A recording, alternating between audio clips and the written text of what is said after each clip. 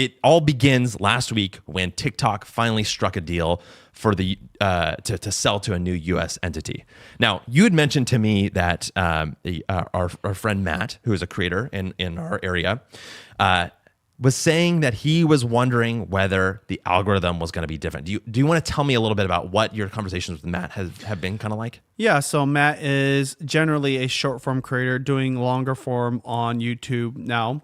But his instincts, go way back with short form from the beginning because he really took advantage of the TikTok wave that started in 2020. So he's like really in tune with what's going on with the algorithm, whether it's good or bad, especially with TikTok.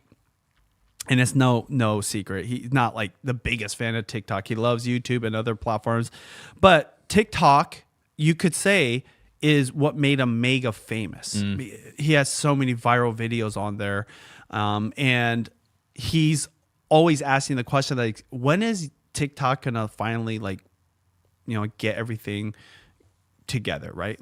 And so this sale for him is a big question mark of, I wonder if this will finally change the algorithm. And he says at the basic level, if there's just a change, it might be a great opportunity to jump back in, because whenever there's a change, people have to figure it out, right? And he's able to do it really quickly. Or two, a new creator can get their start because there's that's just because it's such a big deal. Yeah. It's going from ByteDance in China to now Oracle here in the United States. So I don't know how the technology looks. You probably could answer this better.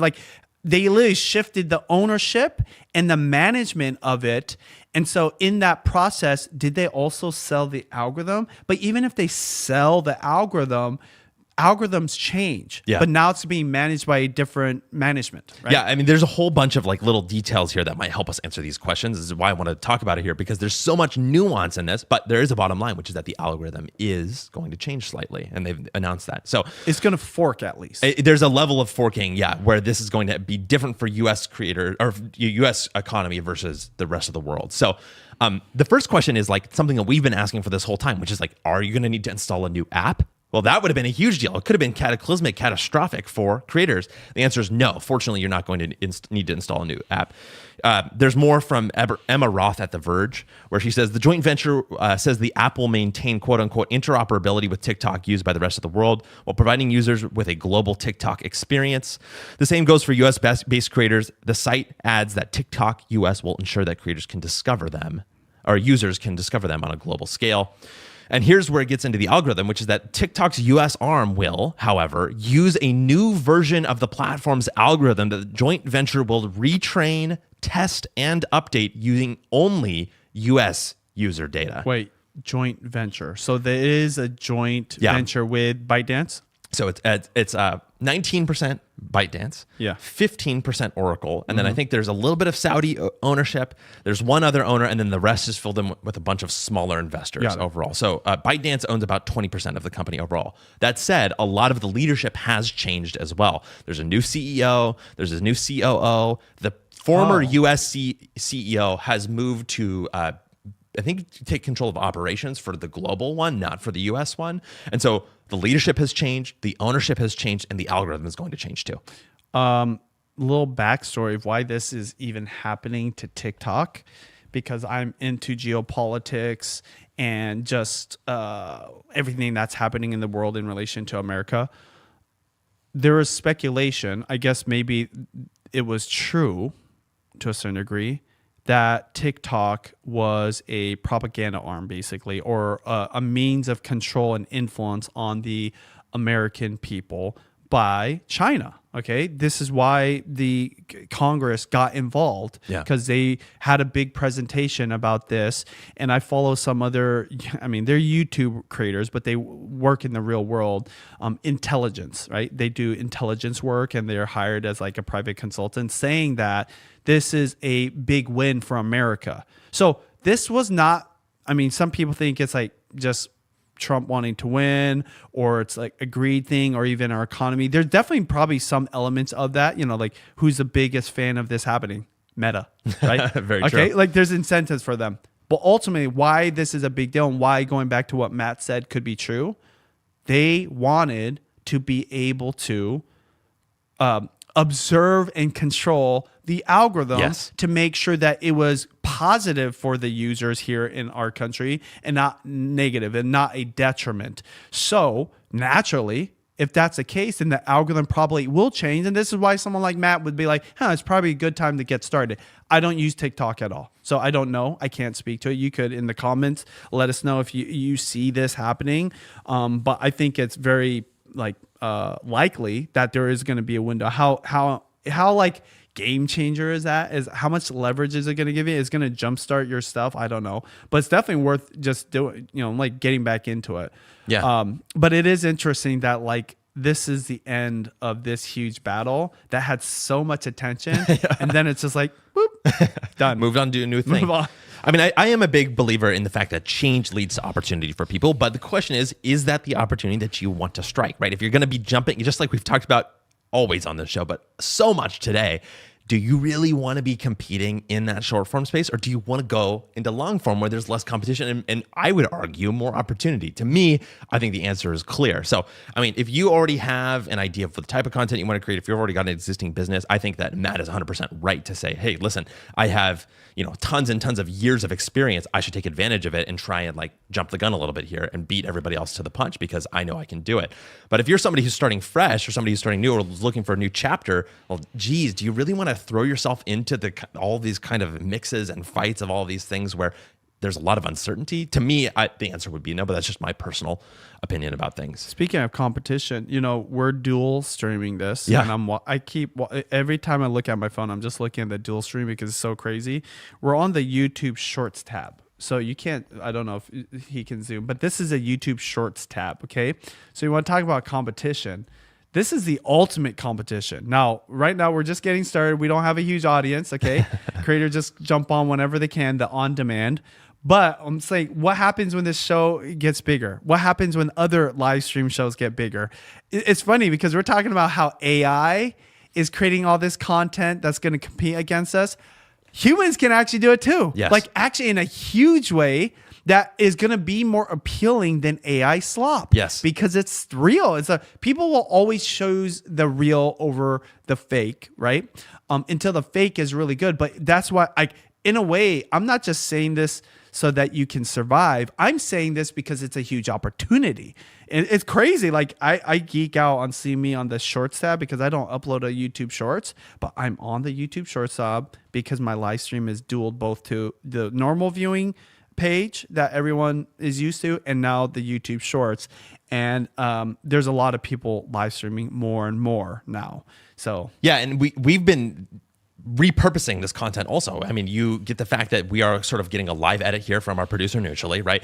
It goes up as a recording. I clip off the beginning and end to make sure that it's a clean start and a clean close. And then guess what? We clip all of those using YouTube's AI clipping feature, and then we send those out as regular videos that we package and send off to the world to be discovered by the algorithm. Couldn't we take the transcription of this and make an email for an email list too? We 100% could. I mean, there is so much that you can do just from this one piece of content, which gives me a great opportunity to bring up our sponsor of the show, Ecamm Live.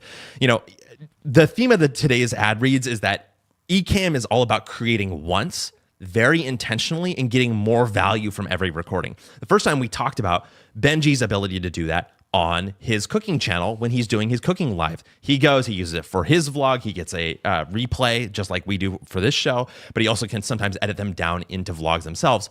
We just talked about it. We do that on this show as well. If you're doing the editing live, you have no editing to do in post, and it is like a very powerful way to get 1x the value, 2x the value, 3x the value. I mean, you could go on and on and on with the amount that you're getting with all of these tools. And for us, Ecamm has been at the center of that and our ability to create one time, but get tons and tons of value after the fact. Benji, I don't know if you have anything else to say about that because you've talked about it earlier in the show, but I'm curious, do you feel that live broadcasting is a piece of that hack? Or do you think that it's just that you can repurpose any of this content to reuse and get more out of the absolutely. Stuff that you post? So we have a unique live stream situation compared to, your average live streamer, which is I have a producer, his name is Neutrally. And so one of the cool things with a software like Ecamm Live, where you can have multiple angles, whether it's a show like this or my cooking live stream, is you can real-time edit. Yeah. So I mean, think about that. That's probably one of the top 3 things that creators do not enjoy is editing. So if you have a type of content that can be static in one place, right? Like my cooking vlogs or cooking live streams, and you can have multiple angles, you can actually create something dynamic and entertaining and engaging enough to compete with the on-demand library. So things that are recorded, edited, produced, and then uploaded for that type of viewing behavior. And it's being proven because my content after I live stream continues to get views. See, back in the day, live stream was just like really something novel that was valuable in that moment because you were live. You can engage as a viewer with the creator and get your question answered. Now, especially if you do it this way, where you think about the different angles, you're thinking about always keeping like the energy going. You don't have to be crazy, right? But by the way, though, I'm thinking about like what are the crazier cooking things we can do mutually. I'm already thinking because I'm thinking about the viewer, but even what we're doing now, which I would say is pretty basic. Yeah, it's pretty basic very stuff. straightforward. And it's an hour long. It's going against all the old school rules about on-demand videos, right? But we're in this new era, the TV era. Well, guess what? My data shows it that people are consuming it. Like I literally just looked right now, and this morning my AVD audience view duration was at like 16 minutes. Right now it's at 19:41, 19 minutes, almost 20 minutes, and the views have gone up. Now, to be fair, the views on my live streams aren't like what my normal videos do, right? My normal videos can do anywhere from like 10, 20 up to like 50,000, and a banger would be 100,000. These are slow going. Partly because my audience probably doesn't know I do these. This is kind of new. The algorithm is refiguring it out. But every single 7-day period, there's more AVD being watched, right? I bet you this AVD right now is going to probably go to 25 minutes, okay? It's an hour and a half long vlog. That's powerful. And it's going to continue to get more views. It's finding those audiences. This is the big thing, though, with live streams, especially if you do it on the same day at the same time, or you're like constantly doing them. People will become habitual viewers of that. That comment the other day was a big deal when someone said, "You're my comfort viewing."